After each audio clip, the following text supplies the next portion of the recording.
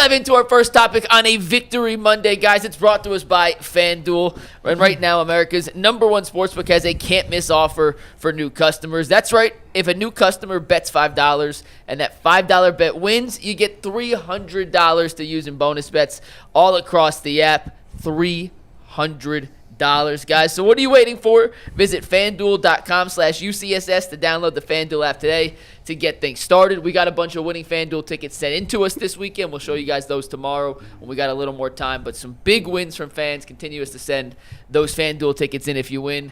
And with that, guys, we're going to skip shock and reaction, just get to the first topic of the day, which is the Browns won by 25 points. It was a 31-6 victory. And during our post-game show, G and I, during Bull's post-game show, we talked afterwards and said, I'm not quite sure there's one predominant theme that stands out above the rest that we got to get to. So, Bull, I'm going to ask this open and ended. We'll start with you. What was your biggest takeaway from yesterday's 31-6 blowout win over the Miami Dolphins? That it can get worse. Like the Dolphins as an organization, as bad as the Browns are, and it's bad, the Dolphins are in worse shape. They've got an even worse coach than the Browns do. They've got just as bad, like all the dysfunction we have with ownership and front office, they've got it too. They've also got a quarterback they're paying a ton of money to that can't play. So both teams are in terror. But at least the Browns haven't quit. The Dolphins look like they quit. I mean, they were playing with no passion and no energy. The Browns were playing with tons of passion and energy yesterday. The fact that fans were so angry after a win, I thought was kind of crazy. My timeline was filled with like all kinds of crazy. One person said, the Browns should have blown them out. They won by 25. What do you mean should have blown them out? They did blow them out. I understand the offense didn't play great. It was a weird game. But that's a game where you know how there's this stat, the Browns only won a game where they only rushed, they actually had less yardage. They had 205 yards, whatever it was. Yeah. Usually the Browns are on the losing end of those weird stats. So for once, they're on the winning end of the weird stat. I don't think it means anything going forward, but the game did show you that as bad as it is, it could be worse. The Dolphins are worse. Not by a lot. I can't believe you. How is it that yeah. I am dead inside? Yeah. And yet, I'm the optimistic one around here lately. Right. You're right. Fair point, because I'm ripping fans for being angry, and then I didn't say anything positive. I'm yesterday. I caught that too. I didn't really think about that. Yeah. They rubbed off on you, Bull. Yesterday showed, the Dolphins are a bad team, 100%. But I told you, the first 6 games were brutal. There are winnable games after that. And I walked in the press box yesterday going, okay, well, let's see if this is the Commanders all over again or if there's something left to fight for. And there's something left to fight for. They gave you the blueprint of how they can win games going forward here the rest of the way. Run the ball, play great defense. Just don't lose the game on special teams. Just don't lose it. Yeah. Don't give up a big return or block kick or anything like that. Just don't lose the game on special teams. Play great defense, force a couple turnovers, give your offense a short field, run the ball and be protective of the football. That's how they're going to have to play. It's not sexy. It's not flashy. It's probably not sustainable to win that way either. Well, you're going to win look at the schedule. They can win games. I know, but the Browns are as bad as those teams. Let's keep it real. Yeah, they are. Yeah. But you can beat the Jets playing that way. I don't know if they're as bad as the Jets and the Raiders. Wow. You can beat the Jets that way. You can beat the Raiders that way. You can beat the Titans that way. There's 5 wins. Congratulations. Well, I know, but what did you expect? No, you're right. You're right. And the truth is, who knows? Crazier things have happened. They beat New England this week. They're going to be 500 after playing the Jets, probably. So I don't think they're going to beat New England, but you never know. Listen, this is not a good football team. Don't misunderstand what I'm saying. I'm not saying this is a good football team. I'm not saying they're going to make a playoff run or anything like that. They are who we thought they were. That's why all year long, I haven't understood all of this outrage and disgust and everything else. They're 2-5. They're a missed kick away from being 3-4. That's silly. No, that's it's not. Silly. Yes, it is. No, because, it's not. Because they should have lost the Green Bay game. The Packers game kind of weighed that out, doesn't it? Yes, it does. Every team is one play away from having another win or another loss. Of course. But if Andre Schmidt makes his kicks in the first week of the season, what's their record? What's their record? Okay, so it's 3-4. Okay. And if they don't have, if Jordan Love doesn't throw the stupidest pick in the history of football, I totally agree. Let's not put those misses on Andre maybe Schmidt. Jackson Dart threw the stupidest pick in the history of football yesterday. Oh, that was awful. Let's not put the picks on Andre Schmidt. And people are angry not because he didn't get here till week 2. That's why he was here. No, Schmidt missed the kicks in the opener. Was it? Schmidt was the opener. Oh yeah, because we talked about should he be fired, and you said no. You hate him so much you're trying to forget he was here. We fired the kicker after the last preseason game. Yes, every team has these games they're Yeah, coin but flips the and point, go but the either point way. is, you're making an argument that we expected them to win 5 games, and so they're going to win 5 games. Let's give them some sort of credit for that. I'm not saying give them credit for it. I'm saying they are who we thought they were. Okay, but They're not good. right, and so fans are going to continue to get angry, even though they expect the team to be bad. That's not unreasonable when they lose. Now, you shouldn't get angry when they win. I but mean, you can only expect a team to be as good as they are capable of being. why? I don't. Who expected the Colts to be 5-1? We all thought they'd suck. I thought they'd suck. I don't They're look at this. 6-1. I don't look at this team and see a 7, 8, 9 win Jason, team on this. how many? Did you think the Colts were going to be any good this year? I think Daniel Jones was always the wild card. Oh, come on. Nobody thought he was going I to be mean, They're good. the Vikings of last year. I don't let's think- face it. I didn't think they they'd be took a 5-1, quarterback that no. was on life support, No. and they miraculously And had a great you know start what? to the season. But let's not overlook it. Daniel Jones, or if which one's more valuable to the Colts? You got Taylor or you got Jones? Who are you taking? Well, they had Taylor last year, and they stunk. I know they did, but Yeah. he's a serviceable quarterback with a great running back. Well, he And this hasn't is been the one. serviceable. He's been terrible for the most part until this year. And that's exactly what there's- happened in Minnesota last year. There is a whole conversation. Today's probably not the day for it, but I'm fascinated by this of like these retread quarterbacks that Yeah, are going to other the cities comeback and having stories. success. I think it's tied directly to the head coach and front office. I think there's a track record there, but we can talk about that another day. Yeah. Ultimately, listen, you want my general reaction. This is how they have to play to win games. There are wins out there for them to get. They're not going to be a winning team. They're not going to the playoffs, but they're not a 2-15 team either. And I think yesterday proved that. Yeah. Listen, not getting into the overarching big theme of what you think the Cleveland Browns are or aren't. If I just look at this football game, there's a couple of things that I really liked. Winning is very important for young players. Winning is important for the mental health of young players and the culture of young players. And also, it helps that if you win, that you don't have people, jumping, going crazy, and basically, like we talked about all the time, is just giving up the rope and be like, listen, we're going to chalk this up. We done. We finished. We checking out. I ain't going to treatment. I might not even play next game. You need wins to get that done. And this is a win that the Cleveland Browns should have won. This is a win that they should have had, they should have got, and I'm glad they got it. So I'm not going to be mad. I can't get salty at them if I'm like, oh, well, and I'm not picking them until they win. And then they win, and I'll be like, well, you know what? That was a trash win. Nah, because here's what they did. They went out there. I thought 3 things were very encouraging. Shout out to Tyson Campbell. I thought he showed me 2 or 3 things. I know this is week 1. But his athleticism to catch Devon A-Chain down the sideline, I said, okay. He's the only guy in the field that could have caught him. Oh, my I thought he God. was gone. I think anybody was catching. I said gone right away, and then I forgot about Campbell. Then he got the pick 6. I said, okay, I like what I'm doing. Maybe picks is your thing. He was around the football. He was flying around. He had a nice PBU in the end zone. I like That would have been a touchdown without him. Nice PBU. Thing that jumps out to me is like, man. Now, McNuggets said the most pause-worthy thing in the post-game show, but I'm going to just try to retread it and get it so I don't got to say pause before. He has elite size and athleticism. It's evident. When you watch him play, I'm like, who's number 7 out there? 7 7 is a guy that is an athlete.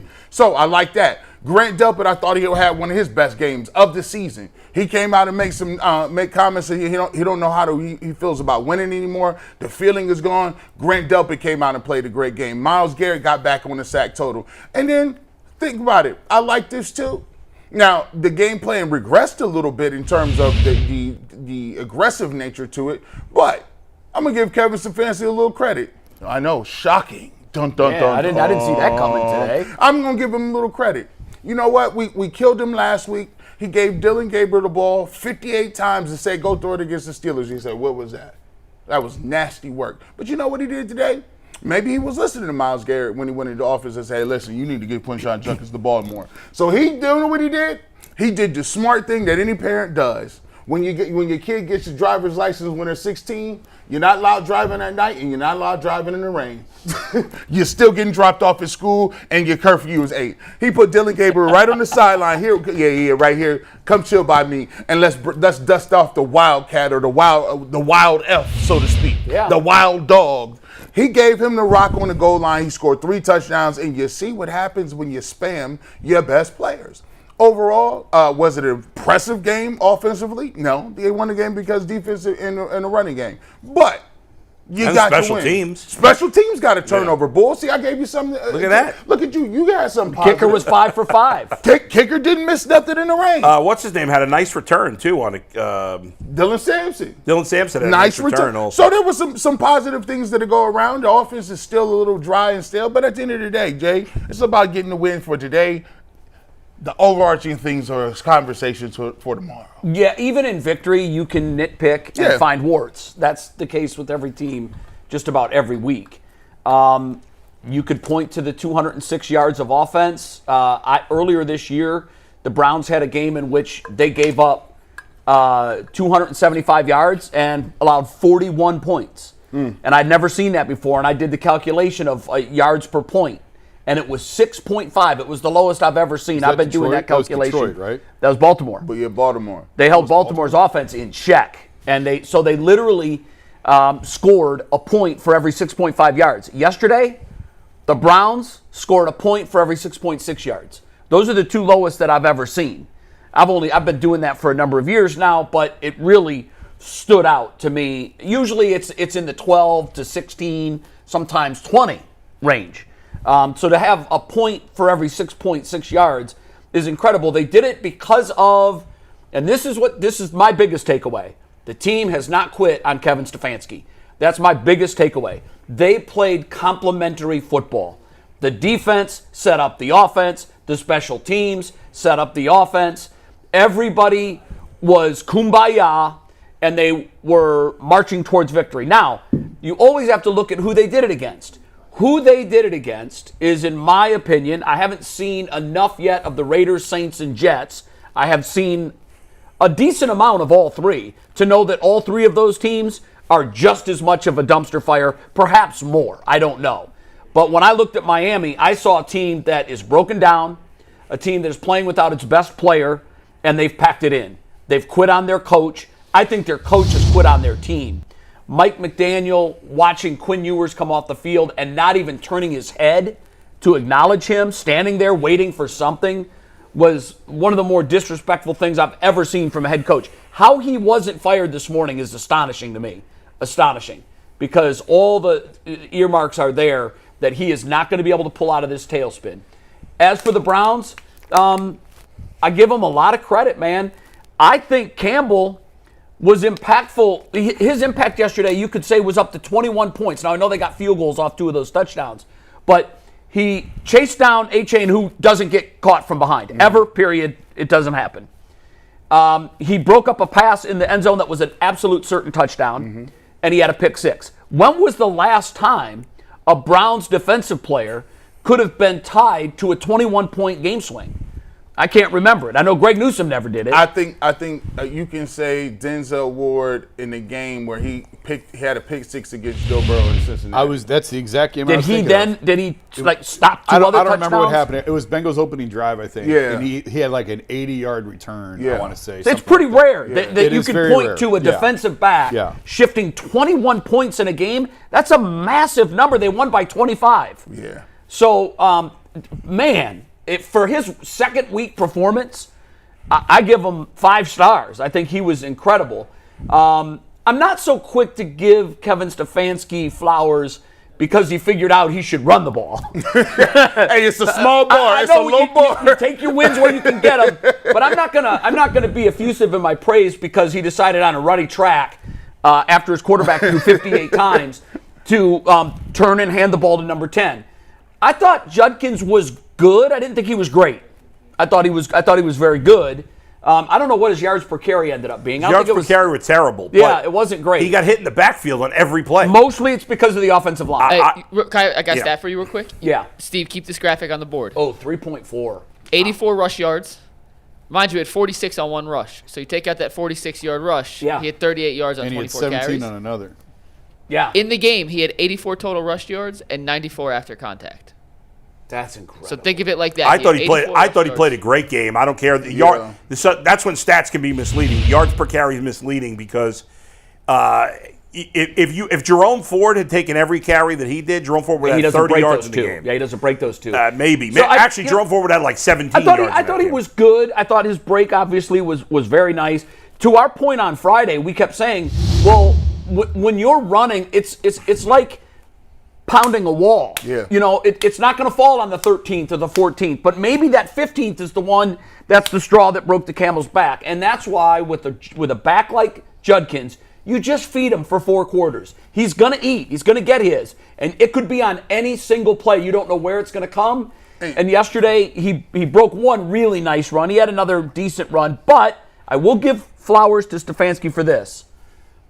The creativity at the goal line with I like what you called it, the wild dog. You're a wild dog, man. The first time I saw it was with the Dolphins 15 years ago. I don't know.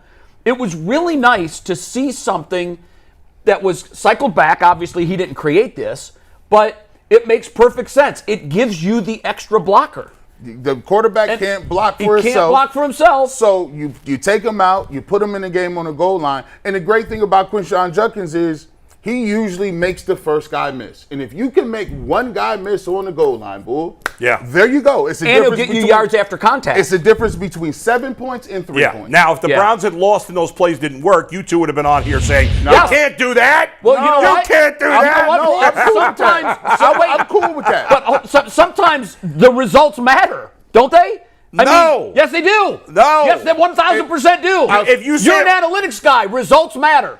If it's a smart play, it's a smart play. If they're all intended to work, if it doesn't work, every it doesn't play work. you drop is supposed to be a touchdown. But Bull, the beauty of this one is, in theory, every play is supposed to go for a touchdown. But when you're inside the 3 and you've got the extra blocker and you've got a running back who's always going to churn and get you yards after contact, this is a no-brainer. I run it 4 times. If they ran it 4, I think you know what? If they ran it, it's 4 our new times, cheat code. If they ran it 4 times and didn't you get can't do that all the time. Teams are gonna. You know what? We're gonna end up using this like the tush push. If Watch. they ran it No 4 chance. times and But we didn't do. get it, No I chance. would have said, until it stops working. Look, hey, listen, we talk about this all the time. Jamar Chase had how many targets? 100. They threw it to him a back to back to back to back. Sure. 23. I think Until he you stop it. Until you stop it. But that's my best player. If I go down swinging with my best, I'm not drawing. I'm not going to do it every time. I'm good with that. I am not drawing up no out of bounds plays for nobody. I but hear LeBron. you, but Bull, here's the beauty if there's of it. no threat of a this. pass, No. You stop. there's me too no soon. threat of a pass. Here's So the beauty what? of it. Yes, there is a threat of a pass. There is absolutely a threat of a pass. That jump pass. We saw. That's right. It's coming. And it is going to come. And teams will see this on tape. Now they know we've got it. So now it's going to be a lot more difficult to be successful. Yeah. That's when you add wrinkles. And that's where it's up to Stefanski to be second-level creative. Yeah, I just don't see it as a jump pass will come. I see it as unique to this game. I mean, he may try it again, but I don't think it's going to become a regular thing. How many times do you see it the rest of the year, over, under? Under 3. Over 3. I'll take the over. Bring that. I would take the over. I'll take the over. But not by much. Probably 5. And First of all, you need here's opportunities. 2 wrinkles. It's the jump pass, and then there's another running back in the backfield in the read option with it. There's 2 right there. Oh, by the way, And that stretches it out. here's the read option. Oh, there was a reverse coming back the other way with Isaiah a lot of Bond. things you can There do you go. off 3 plays, Stefanski. If Use they those. ran a reverse out of the Wildcat, come on. you That'd would be lose wild. your mind. That'd would be be wild. crazy. You know would what? lose your mind. Oh, my God. It might be our And not first in a good reverse way. that has ever worked. We've never run. When do we run successful reverses or ends around? We never do. We ain't Yeah, got I enough love you, tight but if ends they for did that. that, it didn't We got work, tight we would ends blow a when those cast. reverses Oh, my run. God. He would. Yes. That's so true.